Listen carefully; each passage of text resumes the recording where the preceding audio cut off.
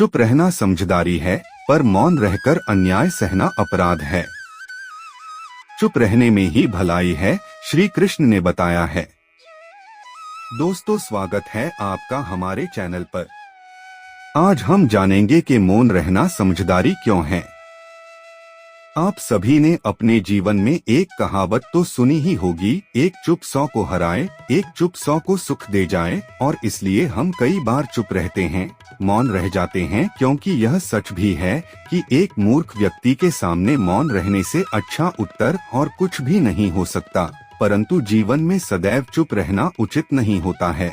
गीता में कहा गया है, जहाँ पाप का बल बढ़ रहा हो, जहाँ छलकपट हो रहा हो, वहाँ पर मौन रहने से अधिक गंभीर अपराध और कुछ नहीं हो सकता। कभी कभी हम सबके जीवन में एक समस्या अवश्य आती है कि हम किसी ताकतवर के समक्ष मौन हो जाते हैं। ऐसा क्यों? प्राय उसकी ताकत से बचने के लिए हम मौन रह जाते हैं। मानते हैं कि ऐसा करने से हम एक विवाद से बच जाते हैं, हो सकता है कि एक संघर्ष से भी बच जाते हों, परंतु ऐसा बचाव देरसबेर एक बड़े संघर्ष को जन्म दे देता है।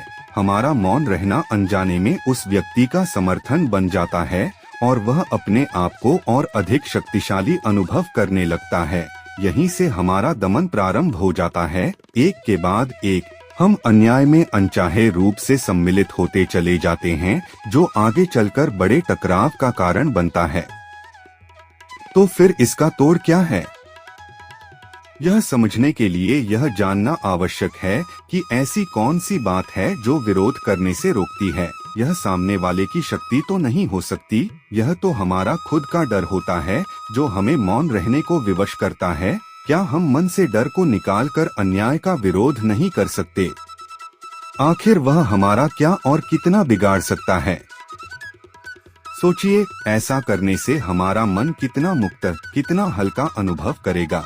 गीता में भी कहा गया है, अन्याय सहना अन्याय करने से ज्यादा बड़ा पाप है। आज समाज में यही तो हो रहा है।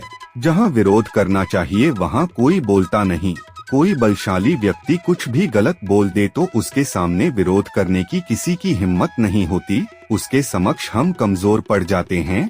दूसरी ओर हम बोले चले जा रहे हैं, जहां बोलने की कोई आवश्यकता ही नहीं, और अन्याय होता देख चुप रहकर बच निकलते हैं। क्या हम निरंतर अपराध के भागीदार नहीं बन रहे? विचार करके देखिए। इतिहास साक्षी है कि पापियों की उद्दंडता ने संसार को उतनी हानि नहीं पहुंचाई जितनी कि सज्जनों के मौन ने पहुंचाई। यदि कोई मूर्ख बोल रहा है तो मौन रहना उचित है, परंतु यदि कहीं छल हो रहा है, अपराध हो रहा है, तो उठिए और विरोध कीजिए, क्योंकि आपके लिए न सही आने वाली पीढ़ी के लिए यह मौन घातक सिद्ध हो सकता है।